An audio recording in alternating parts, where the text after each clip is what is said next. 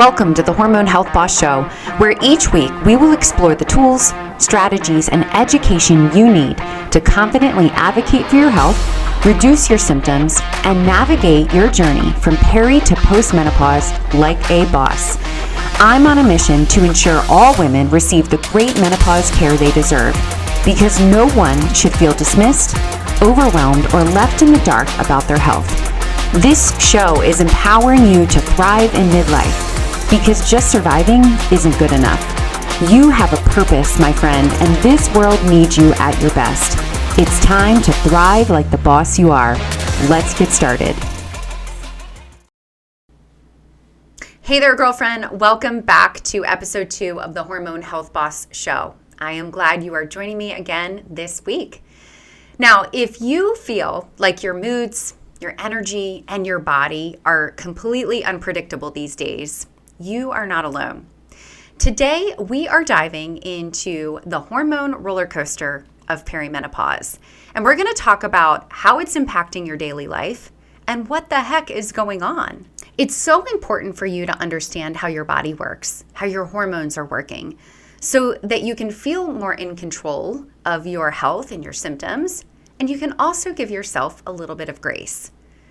I know that knowledge is helpful and it helps you feel a little less crazy. So let's get started. So last week we talked about the differences between perimenopause and postmenopause. If you haven't had a chance, go back and listen to that episode. It takes less than 10 minutes, so you can do it while you're driving around, running errands, or folding laundry. But perimenopause is that transition between regular cycling years and no more cycling, right? And the road is pretty rocky. If you are there right now, you already know what I'm talking about. It also can begin a lot earlier than we think, because symptoms can begin 7 to 10 years before our last period. And despite all of our efforts in trying to achieve hormonal balance in perimenopause, that's just not possible. It's the equivalent of trying to catch a slippery fish. Just when you've caught it, when you think you have it in your hands, it slips out of your hands. That's what it's like trying to achieve balance, because perimenopause really is defined by the hormonal fluctuations that you experience. The ups and downs of estrogen and progesterone can make you experience symptoms that feel unpredictable, and each day kind of feels like a different day, or each month, right? One day you can wake up and have no symptoms at all, and the next day feel like your body is failing you. Now, once we are postmenopausal, it's not like our symptoms magically disappear, but we do see a stabilization of those symptoms simply because the fluctuations are no longer there once the hormone production has ceased from the ovaries.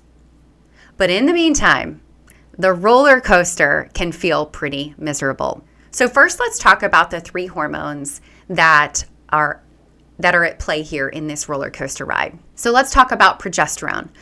Progesterone is made by your ovaries in the second half of your cycle.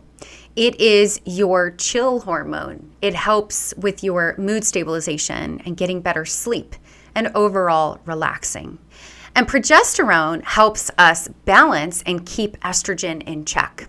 That's really important to keep your uterine lining thin and your symptoms reduced and stabilized, right? But progesterone is the first hormone to drop, and this happens very early in perimenopause. And once it drops, it allows estrogen to become dominant. So you're going to experience mood instability. This is where a lot of women will tell me about their rage that they feel, or the new or worsening anxiety. Some women report crippling anxiety. I hear from women feeling just not like themselves, maybe more depressed, more tearful. Their sleep is disturbed, and it can wreck your life. In addition, once estrogen becomes very dominant, you can have even more symptoms. Once progesterone says see you later, it generally doesn't come back. It certainly doesn't come back in healthy, optimal amounts that we need. The second hormone we're going to talk about is estrogen. Estrogen is the hormone that is made in the first half of our cycle and mid-cycle. It's responsible for getting our body to be able to ovulate and put forth an egg each month. And it is also the hormone that is like our get up and go hormone. We have energy and vitality and confidence and boldness. And we have libido, and it protects our heart and our brain and our bones. So estrogen is so important. It's not a bad guy here, but once the progesterone drops, estrogen becomes dominant. As your overall hormone production declines, you can still be dominant simply because of that imbalance between the estrogen and progesterone. Now, some days or weeks, your body will create more estrogen than others. It depends on your egg supply and the communication between your brain and your ovaries. So these surges and plummets of estrogen can leave you feeling more irritable, more PMS symptoms, tender breasts, really heavy periods, very common during this period of life or this stage of life. Now, the final car on our roller coaster ride is cortisol. Cortisol is our fight or flight hormone made by the adrenal glands. So not made by the ovaries, but it does play a part here in our hormonal roller coaster ride. Cortisol is responsible for helping us manage stress. This hormone is on the rise in midlife, and it makes handling stress a lot more difficult. In addition, it impacts your hormones like estrogen and progesterone and causes even more imbalances. When our cortisol is high, when our estrogen is high, we are not going to be feeling really good. Sleep disturbances are very common, heavy periods, weight gain, especially around the midsection, difficulty losing weight. Even though you've tried everything under the sun, it can be really hard to get that scale to budge.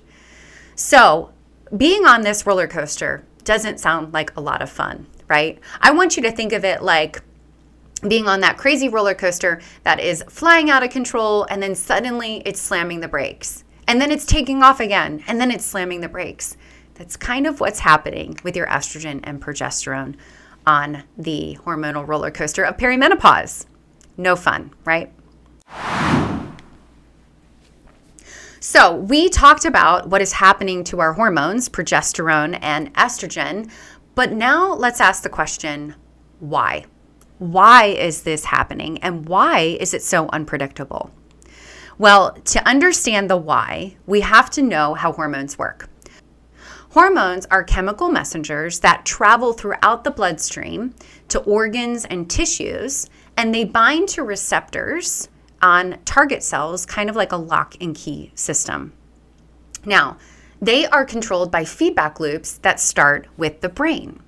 Now, you've probably heard of the HPA axis, right? It's the hypothalamic pituitary adrenal axis. And we talk a lot about that when we're referring to stress. It is our body's feedback system for managing our stress. But we also have an HPO axis, the hypothalamic pituitary ovarian axis. And this is the brain's communication with the ovaries. During perimenopause, this communication can become disrupted, and the messages get a little bit mixed up and they get blurry, right? So during the perimenopause transition, your ovarian production starts to decline naturally, and your egg supply starts to dwindle. Now, when that happens, the brain starts to have to signal more and more. It's sending these louder and louder signals to the ovaries to make more hormones in an effort to try and produce more eggs. But over time, we're running out of eggs. So 1 month, the signals from your brain to your ovaries may not be as loud if you've got an egg there that you can ovulate with and have a cycle. On the months where an egg is not very forthcoming, then your brain has to work harder and harder. So this explains why some months you have a lot of symptoms and other months you don't. Now, as the perimenopause transition continues and you lose more and more eggs and you're getting closer to that date where you're going to be where you have no more eggs left and you've reached postmenopause, as that transition process occurs, this communication gets more and more rocky. When it comes to perimenopause, while there are a lot of similarities, no two women are the same in their experience with perimenopause transition. So there are many variables that we want to consider. Things like genetics, when your mom went through perimenopause and what her journey looked like. You also have the health of your adrenal glands and how you've been able to manage stress throughout your lifetime. That's going to impact your transition. Also, how well you manage your blood sugar, how well you manage your inflammation. These are all really important factors into if your journey is going to be smooth or rocky. There's really no way to predict. But this is why learning some strategic midlife lifestyle strategies are so important, because we're not only going to manage the symptoms and reduce the symptoms that you have, but we're going to make this journey a lot easier, a lot smoother for you. So you have more control over how your body reacts than you think you do, okay? While you can't stop the roller coaster ride completely, you can smooth this ride out and balance your blood sugar, reduce your stress, and understand your hormonal pattern, which is going to give you a lot of clues into what lifestyle adjustments would be most appropriate for you.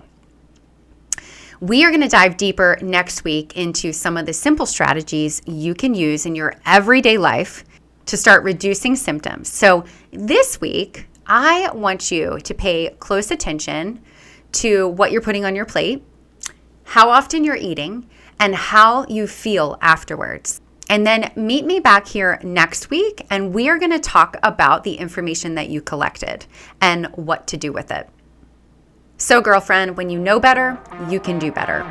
For now, keep thriving like the boss you are. I'll see you next week.